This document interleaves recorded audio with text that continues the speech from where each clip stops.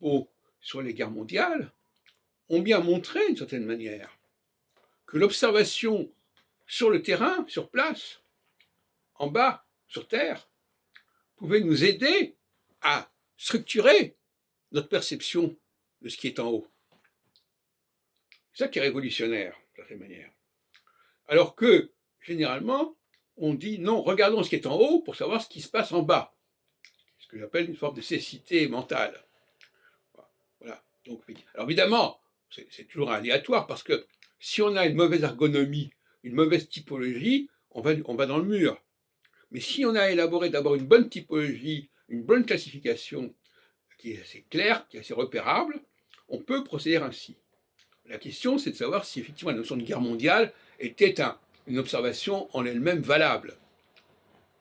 Là, il y a peut-être un problème en amont d'analyse sociologique, politique. Mais le principe de partir de ce qu'on observe en bas pour comprendre ce qui se passe en haut me paraît excellent. Et d'ailleurs, c'est ce que j'ai fait dans l'astrologie selon Saturne, où j'ai étudié un certain nombre de phénomènes qui correspondaient effectivement à ce qui se passait en haut, mais finalement sans avoir de préjugés sur ce qui se passe, sur ce qui était la nature astrologique de ce qui était en haut.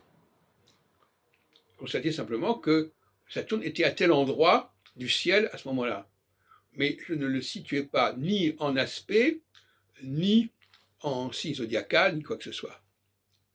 Et ce n'est que dans un deuxième temps que j'ai été amené à me poser la question de savoir quelle configuration correspond à l'astrologie. Et c'est là que je me suis aperçu qu'en réalité, le changement d'axe équinoxial solsticial n'était pas lié à l'axe bélier-balance, mais à l'axe poisson-vierge, ou n'était pas lié à l'axe cancer-capricorne, mais à l'axe gémeaux-sagittaire.